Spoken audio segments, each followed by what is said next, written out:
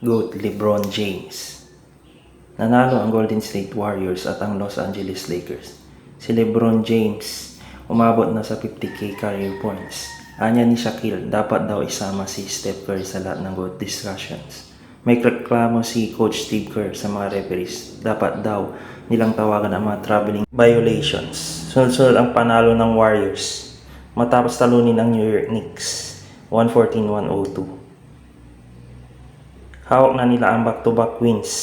Steph Curry na may 28 points, 9 assists. Isang personal record na rin para kay Steph Curry. 12 panalo at isang talo siya sa Madison Square Garden. Jimmy Butler at Brandon Podziemski nagambag ng tig 19 points. Simula nang dumating si Butler, 9-2 na ang record ng Warriors. At lalo silang dominate kapag naglalaro siya, 9-1. Nagtala si OG Anunoby ng 29 points at Jalen Brunson 25 points kahit wala si Karl Anthony Towns. Statement win ito para sa Warriors dahil ang Knicks ay nasa third spot ng Eastern Conference na may 40-21 record. Sinabi ni Shaquille O'Neal na dapat nang isama si Steph Curry sa GOAT discussion. Anya, bakit hindi siya napag-usapan kasama sina Michael Jordan, Kobe Bryant at LeBron James? Ayon kay Shaq, 4 na beses ng kampiyon si Curry at 2 sa mga iyon ay wala si Kevin Durant. Patunay na kaya niyang manalo kahit walang super team at hindi malayong madagdagan pa ang kanyang mga titulo.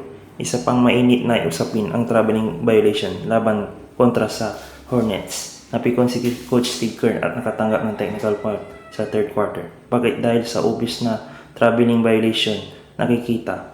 Ayon kay Kerr, hindi niya maintindihan kung bakit hindi tinuturuan ng NBA ang referees na tawagan ito ng tama. Sa laban nila kontra Charlotte, nakita raw niya ang 5 travel violation na hindi tinawag. Para kay Kerr, mahalagang ibalik ang tamang pagtawag sa traveling dahil dito nakasalalay ang fundamentals ng basketball. Totoo naman, kapag nawala ang traveling calls, mas mahirap malaman kung sino talaga ang may solidong skills. At ito ang pinakahihintay ng Lakers fans. LeBron James gumawa ng kasaysayan sa panalo kontra New Orleans Pelicans. Umabot sa 50k career points si LeBron, isang milestone na wala pang nakakagawa sa NBA history. 34 points ang tinapos ni LeBron sa games na ito, habang si Luka ay may 30 points at 15 assists. Sa kanilang comeback win, ang historic basket ni LeBron, isang 3-pointer mula sa pasa ni Luka Doncic sa wing. Si Luka din ay pumasok sa history books nila bilang ika-4 na Lakers player na may 30 points at 15 assists sa isang laro. At 3 ibang players, Jerry West, Magic Johnson, LeBron James mismo, nanatiling number 2 Western Conference ang Lakers na may 39-21 record. Denver Nuggets na may 39-22 record. Luka sa Lakers, 11-3 na ang kanilang record, 11-2 kung naglalaro. Mainit ang Lakers ngayon, ngunit sa Western Conference, matindi ang competition. Narito ang mga highlights ng Lakers. Ito si Luka Doncic.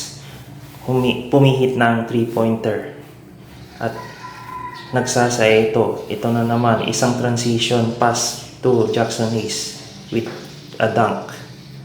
Ito na naman, nagsiset ng play si Luka Doncic. Hindi nag-hesitate ng 3 points, pasok yun.